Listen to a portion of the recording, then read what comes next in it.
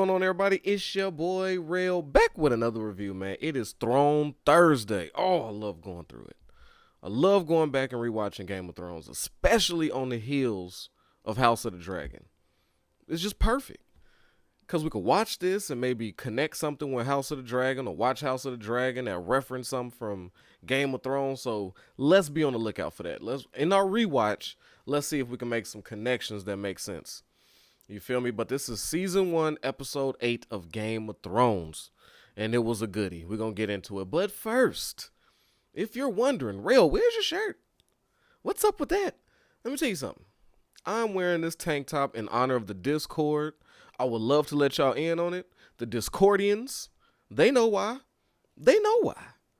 And you could too, but what happens in the Discord stays in the Discord. So if you want the inside jokes, you're just going to have to join. I don't know what else to tell you. But salute to those listening on Spotify and Apple Podcasts. And of course, you, the viewer. Are y'all ready? Man, let's get right into it. All right. So this episode, man, it was amazing. I'm talking, I don't want to compare this to House of Dragon because I hate doing that. I hate comparing spinoffs to the original.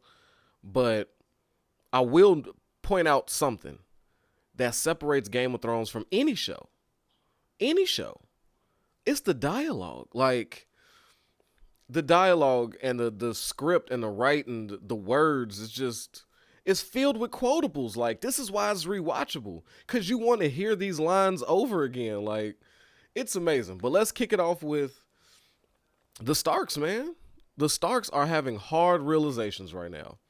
So Varys the Spider comes down and visits a distraught Ned, right? He's just sitting there and offering him a drink, and Ned, the one smart thing, Ned, he chooses when to get smart. So now he doesn't want to drink it. He doesn't trust anything now. He shouldn't have trusted anything before, but now that you're caught, now that you can't go nowhere, now this is when you're going to be at your utmost of mistrust of the people of King's Landing. Hell of a time to start, Ned. Hell of a time to start, but no. Varys just came to kick it with him for a minute. Just pick his brain. Ask the very obvious questions like, yo, bro, what was you thinking? Letting the queen know of all the stuff you found out. Run me through your mental. Let me know where your head is at. Because I'm confused. And I'm just like, yeah, Varys, good question. Solid question. And there's the mercy for the kids. And I thought I was saving her. And he's like, oh, yeah, okay. Mercy. Yep. Well, your mercy got him killed, got Robert Baratheon killed, and look at you now. And then Ned was like, I'm not going to die. They can't kill me. Right? Because Varys told him, yeah, so you're likely going to die behind this. You're a dead man. And then Ned is just all entitled and comfortable. They can't kill me. My wife has a Lannister. She's got a Lannister prisoner. Yeah, about that. Nah. Your wife let Tyrion scamper off. They don't have nobody. and Ned, it was so beautiful to watch Ned's face go from a sense of certainty that he's going to live and make it through this thing to, my wife did what? Wait, what? What happened? He was just confused. And I wonder if in that moment, he questioned everything about her. Oh, trust Baelish. You must trust him, Ned. Knife to the throat, imprisoned. And, okay, well, she screwed me with Lord Baelish. That's fine. At least she did one thing right, and that was held him captive and went to someplace safe. She's at least in the Vale, nice and guarded, hard to infiltrate. Nobody's just running up on that tall-ass tower. So, we're good. We're good here. Oh, wait, what? No, she didn't even do that? Fuck. I'm fucked. And I love it because Ned just told him, man, you might as well just slice my throat now, man. I don't even know. I don't know. What are we doing? and the spiders told him, man, nah, you ain't gonna die tonight, man. Sorry to tell you. But just wanted to inform you. But Ned asked a very interesting question because up until now, we never really knew what Varys's motivations were. Like Baelish, we see him coming. He wants Ned's woman. He wants titles. He wants land. He wants power. Right? That's what he wants. Very. We see his is very transparent what it is that Baelish wants, but Varys is very difficult to read. We don't really know what motivates him. He likes to be a man needed. He likes to be in charge, but what is his motivation? So Ned just asks him, like, hey, who do you serve, by the way? Like, since we just gonna be honest and I'm about to die anyway, like, who do you serve? And he said the realm. Cause somebody has to. So fine, and I believe him. I believe Varys is one of those characters that wants to live a certain, like, he sees his world a certain way. And he wants what's best of it. He doesn't want mad kings setting people on fire and killing babies. He don't want to see bloodshed in the streets. He don't want to see tyrant kings. He wants to see a proper king or queen on the throne running shit effectively, where everybody is like living and we're good. He just wants to be good and to be in a position of power in that good space. So we get our answer for Varys. Fair enough. Now, let's go on over to Lady Stark while we're starking it out right now. So then we cut to Lady Stark out in the Vale, and she's furious, right? She's like, God damn it, Tyrion's gone, and it's time. I need you to help us fight. Like, we got to go to war. And he is your brother-in-law. And let me tell you something. Lady Stark's sister, is she creepy? 1,000%. I mean, she has a grown child talking about he's hungry. Of course you're hungry. He's 14 years old breastfeeding. No child, he's going to be hungry. He's reaching through puberty. What is breast milk finna do for that grown-ass boy? That grown, nasty little boy who nobody wants to see what he's going to grow to be. Like, that's disgusting. So, you're creepy, right? And yes, you're off your rocker. You're crazy. I couldn't imagine the type of wife you were to Jon Arryn. That's why he probably sent you away. Or no, she ran away, but I couldn't imagine, her living in King's Landing as creepy as she is. Like, what? But, yeah, so she's crazy. She's creepy. But one thing she ain't is fucking dumb. I'll give her that. While Lady Stark doing all this, while Catelyn doing all this, nah, we need you. You're supposed to be honorable, and we need your army. All that shit. Trying to appeal. You don't even talk to me, Ma. Thing one. She's never reached out to her sister until some dire shit. Like where she kidnapped somebody. A high-ranking somebody. Now you want to talk to your sister? And at least her sister did and through them not talking, at least her sister warned them. Like, yo, they killed my husband. I had to dip. Watch your shit. Watch out. And I think that was great on her behalf. And here comes Lady Stark wanting too much and not deserving none of it. So her sister looked in her face and said, no, I have a child I need to protect. I told you they killed my husband. These people are crazy. I'm not going to march my army down there and involve ourselves in no bullshit. Why you think I left? Now Lady Stark's sitting there looking stupid. As she's been looking for the past 4-5 episodes. Just looking dumb. I'm just like, oh my God. Oh, it infuriates me to just watch Lady Stark just operate. Like, and she doesn't stop there, but we'll get into it. We'll get into her thing with Rob a bit later. We got to go to the Dothraki. Oh, that was an excellent scene. When they, I give it to them. The Dothraki, the Khaleesi and Drogo don't get a lot of airtime. They don't get a lot, but when they do, it counts. It counts huge too. So Khaleesi been trying to get him to go across the sea and take King's Landing. She wants her throne. That belongs to a Targaryen, and she's the last, so she wants to be there. That's what she wanted. And now, through circumstance and them trying to assassinate her from last episode, Drogo said, cool, fuck it, let's do it. They tried to kill my wife and my son. I'm with the shits. I was gonna let them be. No, let's go do it. But now Khaleesi is starting to see the what it takes to go to war. Like she sees the casualties of war, and she's sitting there talking to Jorah like, "Yo, they said they don't believe in gold and shit. Like, what's up with all this raping and pillaging?" And I was like, "Did you think the Drogo was bullshitting on his last speech? He's doing exactly what he said he was gonna do: pillage, enslave, and rape." And I'm confused. Where were you? We were there. You had front row seats. You speak Dothraki? I'm confused. So now she sees it's real. She don't like it. And Jorah was like, "Well, you're a little tender at heart." I'm not tender. Okay, but this is just clearly no, it's not right. I don't want it. I don't want to see it. I don't want it happening. Right? But he explained, yeah, they're not too deep into gold and shit, but gold buys ships. You want the Dothraki over there, right? You can't ride a horse through the open sea. So they got to get the wooden ones. And that costs money. And this is how they raise funds. It is what it is. This is the war you asked for. And because of that, she thinks her little saving of a few people, which this is just a town of many, that's about to get ramsacked. Like this is just the tip of the iceberg. This is easy. This is easy. This is just the start.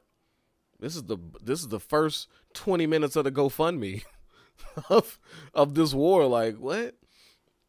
And so she rescues a bunch of women, and one of the guys took offense to it, as he should. By law, he gets what he wants. He claimed it.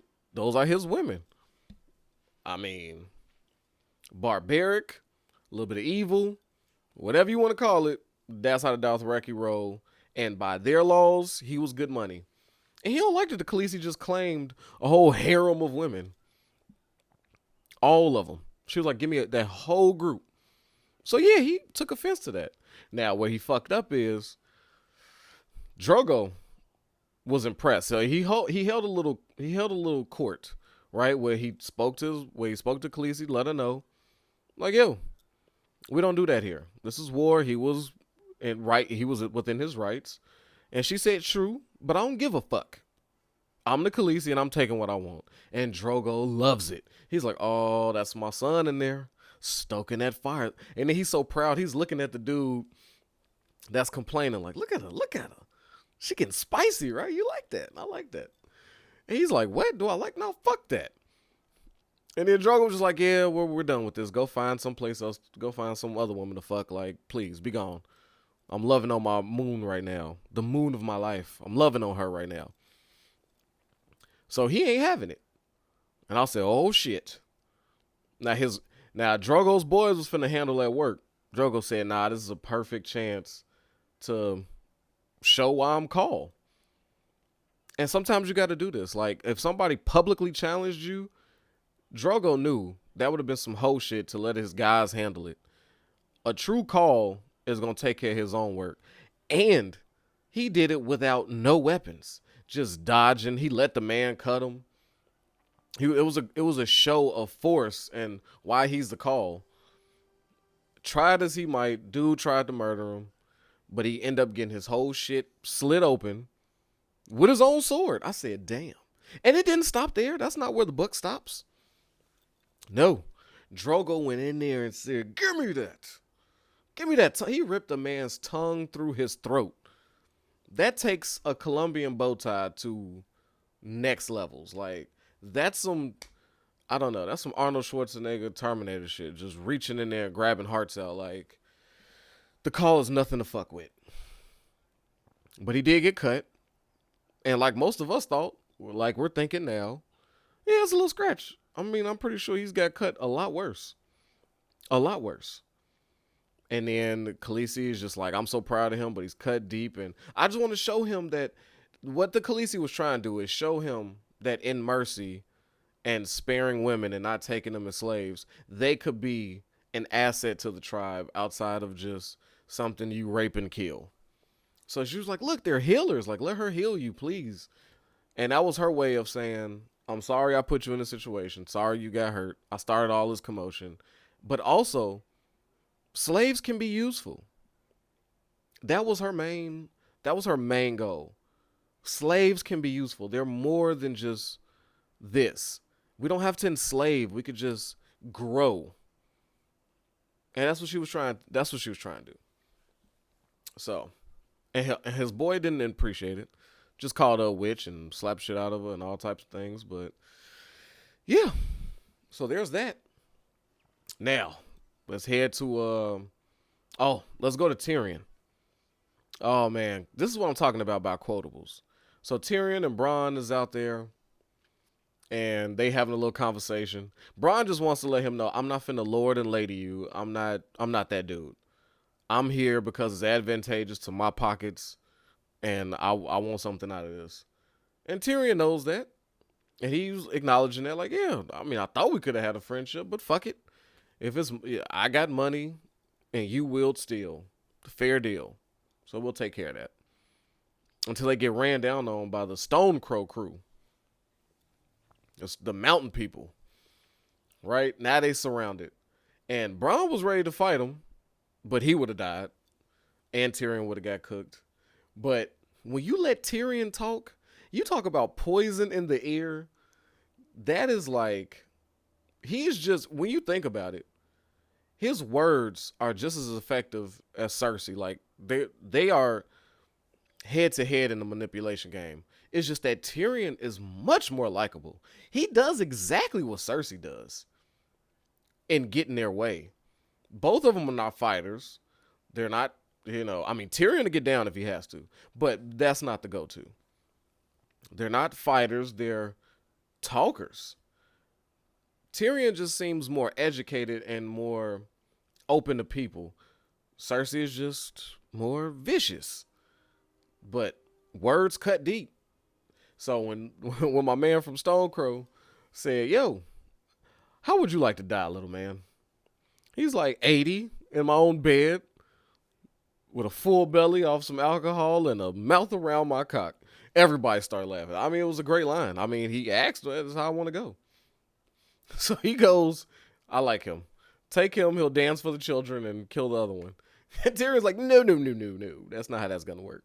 So he talked him into, he was just like, look, this can pay for everything more than you got. First he started dissing him, like, look at these weapons. Look at these weapons you got.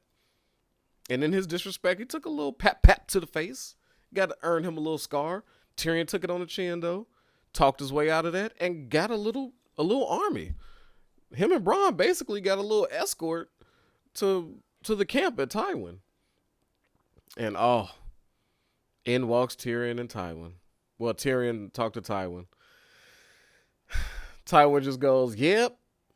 Heard about your demise. I guess those were lies. And Tyrion's like, yep, sorry to disappoint. Thought he was going to pour himself a drink. Now, it's the little things about Game of Thrones. It's the unspoken stuff that makes it so beautiful.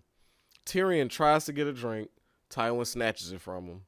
And then it's so funny because as Tywin gets up and finds out the news about Robb and doing all this, and he goes talk to the Stone Crew, you see Tyrion in the background creepily trying to get the wine and pour himself a drink without making a noise. It's like he wanted to have these discussions, but he was obsessed with this wine, and it's just hilarious. It was just a beautiful little scene.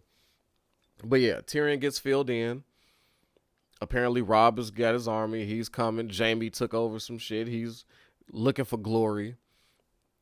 And Tyrion's like, Tywin is just really counting out Robb because he's young. And we're going to get into that because Robb is having a lot of issues as being a young leader. But he's quickly snuffing that shit out. But we'll get into it. And Tyrion's letting him know, like, yeah, maybe, but I don't know. And then tells his father, like, you'd like him, though. He's belligerent. You'd like him. And Tywin's just like, he's just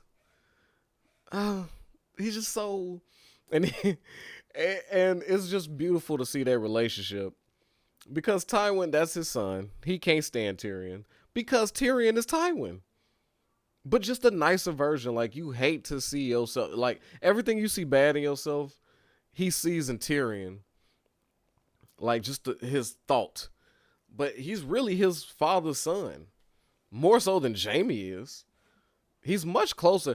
Tyrion is much closer to Tywin than Jaime and Cersei will ever be because he's more tactical. He's more patient. He's willing to listen and negotiate, because the way Tywin even spoke to the Stone Crow people, that was of patience. He said, look, I heard the mountain people were great warriors. Ride with me against my enemies, and I'll do what my son promised plus some.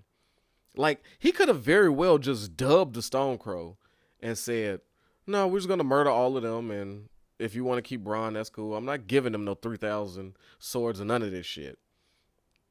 You know, Tywin sees the big picture. He at least sees the Stone Crow people as fodder at the least. But if they turn out to be amazing warriors, it's a win-win for him. Either I have to pay these people, and because they were so great on the battlefield, they helped me out, here you go, or they all die. And I don't give a shit. I don't lose a dollar. I don't even lose people I care about. So it's a win-win as far as Tywin is concerned. And, you know, oh, and I also love that little line from Bronn when Tyrion is introducing everybody, son of this and son of that. And he was like, Bronn, son of... Bronn looks around, was like, you wouldn't know him. And it's just like, you see Tywin's right hand ready to laugh, like, this motherfucker here. Like, everybody loves that type of dude. Like, just, I don't give a shit about none of this. Like, it's a beauty to that. Because a lot of them don't even want to play the game. Bronn is playing by his own rules, and people just connect to stuff like that. But the Stone Crow was down for it, but Tyrion got to fight. He got to fight with him. And I said, oh, the mountain people ain't dumb. You ain't finna just put us in the front. Put something valuable with us. You ain't finna just use us as fodder. What they don't know is Tywin will be more than happy than to put his son in there and let Tyrion die on the battle. At least he could say he went out like a warrior and I didn't have to kill him and be rid of Tyrion. So, again, Tywin wins. Tywin, look, and then when he finds out that Robb is moving on him, what'd he say? Oh, the wolf walks right into the lion's den, to the mouth of the lion. I love how they talk about themselves and with their house animals. Like, it's just so cool.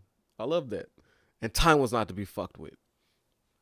Team Tywin. I know y'all out there. Now, let's talk about let's go to King's Landing. Arya, her dance instructor, saved her, and you know, his last words to her were, what do we say to death? Not tonight. Not today. So Arya's run off, and she cannot be found. She can't be located. Sansa is being used as a pawn. She's the one who wrote the letter to Robb and let him know, and Cersei sees value in her. But, you know, thanks to Varys. Varys is the one keeping her alive and somewhat her protector, being a voice of reason. And Sansa comes down there and begs for the life of her father. So there's a little war waged at King's Landing. Pretty much it's just Cersei getting all her ducks in a row. Okay, cool. Tywin is now going to be the hand of the king. Got that out the way. And yes, thank you for your, what was his name? The head of the King's Guard. Whatever. The older man. Sent him on his way to put Jaime in that spot for his return. So Cersei is queening it up right now while Joffrey just sits there looking stupid. Only thing he had to do was talk to Sansa and ask her questions, and it's the beginning of Joffrey's reign, and nobody more than myself hates what's about to happen. This is the worst reign as king, the Joffrey era. Oh God, I hate the Joffrey era, but this is the beginning of it. And Sansa is a pawn. And they're saying, like, you know, well, we still got a valuable piece in Sansa. And nobody seems to care about Arya that much. It's like, oh, the little one just disappeared. But Arya caught her first body with the pointy end. And she didn't hesitate. She killed and ran off. And with her little needle. So we don't know where Arya is. And that begins her journey. But now, to the war, to Robb. Robb is now forced in a position of, okay, they got my sister, they got Sansa. They want me to come bend the knee. I'm knowing that means death. So let me get all the bannermen together. It's time to ride down there on King's Landing. It's time for war. And he's gathering up his crew. And his first test is one drunk elder statesman screaming the position he wants in this fight, in this war. And Rob is trying to be diplomatic, and now he's getting frustrated. And now the dude threatened him and said, if I can't get what I want, then I'm taking my troops. And Rob said, fucking cool. Do that. Please. Because I'm going to go down there. And when I'm done with Lannisters, I'm fucking coming to your house back on my way home, and I'm fucking you up. To keep it short and sweet. And he ain't like to hear that. Tried to pull out his sword. Direwolf takes his fingers. And Rob triples down. Like, yep, that's what happens. Then they all laugh about it. So he's proven himself. And then the North people have proved to me that they are fucking crazy. My guy, you just lost 3 fingers. You're bleeding pretty bad. You need to get that attended to, but there's some hard people up in the North. So that scene right there lets you know the North is not to be fucked with. But Rob has earned their respect. Now he's at the encampment, and in walks Lady Stark. While they're getting ready to do their whole war thing. So she comes and just talking to him, and just kind of they sharing thoughts, but ultimately they come up with the result of, it's simple. If we lose, everybody dies. So we need to win. And that's what it is. Also, Rob shows himself when they catch a scout. Scout come in, he asks, well, hey, what number you get up to? He said about 20,000. And he's impressed. He's like, oh, okay, he was doing some real counting. But Rob clearly has a purpose of sending this message. And he doesn't want to be questioned. So when he says, let him go free, Buddy again, the 2-fingered man. He's like, boy, what is wrong with you? You lost all you off your shit? He's like, call me boy again. I'm so sick of your ass. I'm so sick of being questioned. I love Rob for this. He is stepping into the role of King of the North like a boss. Like he is taking over. He is taking over. And I like that little, with him and, damn, what's that Greyjoy's name? I can't think of his name. But when he told him, he was like, you afraid? And then he sees Rob's hand shaking, and Rob's like, I guess so. And he said, that's good. Because if you ain't afraid, then that means you're a fucking idiot. So that was a nice little 1-2 between them. That seems to have brought them a little closer. And and then when Lady Stark screams Rob when the whole scout situation, he just stares daggers at her. Like, you not my mama here. You don't run shit. I just treated this grown-ass man. Please don't step into my shit. You've done enough. So I like that Rob just no words, shut that down, and sent a message to Tywin himself. Probably to agitate him and make him underestimate him, because Tywin is underestimating him. He think this finna be slight work. Talking about he gonna see one little fight and run back to the north. He clearly underestimating Rob. He's with the shits. And he has already made a decision to lose and die, or to win and get his father back. So it's all setting up. And we got some more shit. This thing, so we got a war going on. We got everybody gathering up their troops. We got a war for the crown. We got people putting their pieces together. Everybody's gearing up for war. All the while, you got dead people at the wall, waking back up, losing arms, getting stabbed through the chest, and not going down. Jon Snow had his first fight with a White Walker. And when he reached, this is something I saw that I didn't notice. We know what Jon Snow's bloodline is. We know what it ends up being. But when he grabbed that fire and threw it at the White Walker, I was looking and waiting to see if, like, he hurt himself, it was some damage. And when we saw that, when he finally killed him and they all was talking to Tully about how to deal with White Walkers, you see that his hand is wrapped. But Tully proves his worth. He's a man that's been in the books. He knows how to deal with White Walkers. And now the wall is like, shit. So it's a lot of shit going on with Jon's family. He can't do nothing. And he has a short temper. He just wants that little redhead motherfucker dead, and I don't blame him. But so Jon is going through it. Now he's got White Walkers, and he's fearing for the lives of his sister and his father. So Jon's all fucked up. because his hands are tied. And he just took his oath. But yeah, so now enter the White Walkers. So we're into that realm. Damn, was there something else I wanted to cover? Oh, Bran. Bran is gaining a little relationship with the Wildling, and she is also letting him know, like, we're fighting the wrong war. That something is coming. The White Walkers, something bad, the Giants, all that shit is coming. And we need to get over there. And that's where the sword should go. So it's seeming like it's a war being waged on two fronts. They could have just did this season without White Walkers.